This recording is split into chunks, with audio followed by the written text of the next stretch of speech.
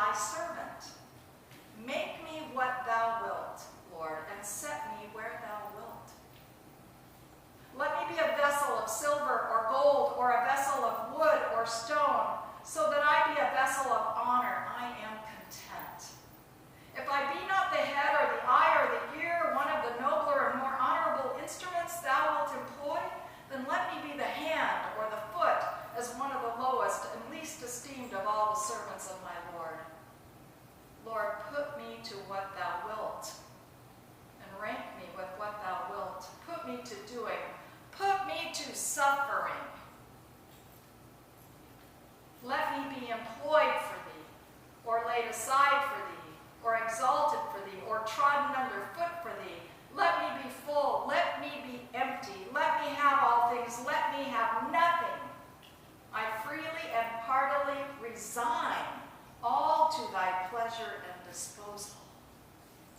If you read Acts chapter 17, you'll find a place in there where Paul is speaking to the Stoics and the philosophers about an unknown God, and he tells them about who this God is, and he remarks that God has set people in a certain place in time in history and at a certain place on purpose so that they might find Christ. And if we are the witnesses of Christ, and he sets them there in that place in history and at a certain place in time, and we come across them, we have the opportunity to share the good news with them and to bless them. I think God directs every one of our paths. We claim that he guides us and directs us and leads us in paths of righteousness for his name's sake. So what do you think about Joseph in the Old Testament? Sold by his brothers, right? To a caravan going off to Egypt. Do you think that caravan going off to Egypt was there by chance? Do you think God placed Joseph in a place where he could be purchased by Potiphar, who was the captain of the guard, whose wife claimed that Joseph raped her, that Joseph was placed in prison for a period of time, that he had these dreams, that God gave him the answers to the dreams of these two men, the cupbearer and the baker, and that Joseph asked that the cupbearer would remember him to the Lord, or to the Pharaoh, and just at the right time, the Pharaoh said, I have a dream and I'd like to have this interpreted. Who can interpret this dream? And the cupbearer goes, oh, I know somebody. And that somebody came forth and told him the dream only because God gave him the answer. I want to ask you this. Do you think Pharaoh chose Joseph to be the second in command so that he could see Egypt through famine and have enough food for all the people and Joseph's brothers and fathers?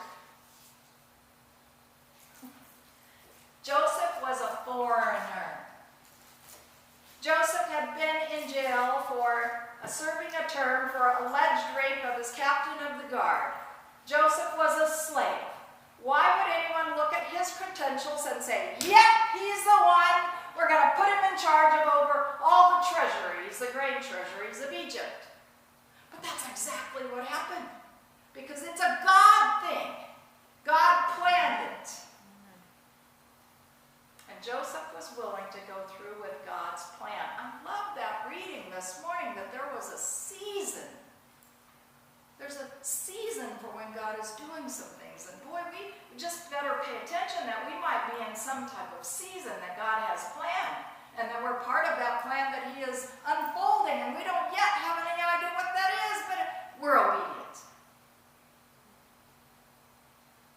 So when Philip came alongside the caravan and heard the Ethiopian eunuch reading and spoke to the man, Philip knew he was there for a reason. To share the gospel message with this man. And why do we know that? He may not have known why he was there, but God sent him there. So let's think about some of the clues that was in this passage of Scripture. The man was an Ethiopian. back to Ethiopia.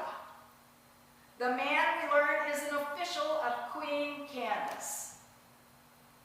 He was reading aloud,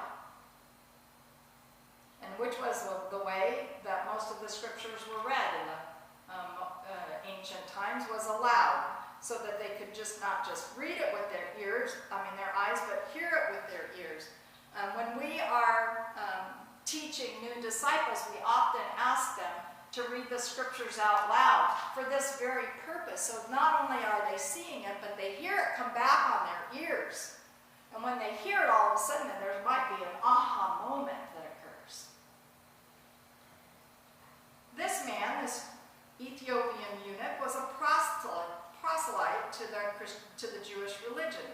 He came up to Jerusalem to celebrate a feast. He could not go into the temple area because, well, he'd been castrated. So he's not a whole man. So he could not go into the feast. He could not go into the temple area. And this man traveled 200 miles to go worship in Jerusalem.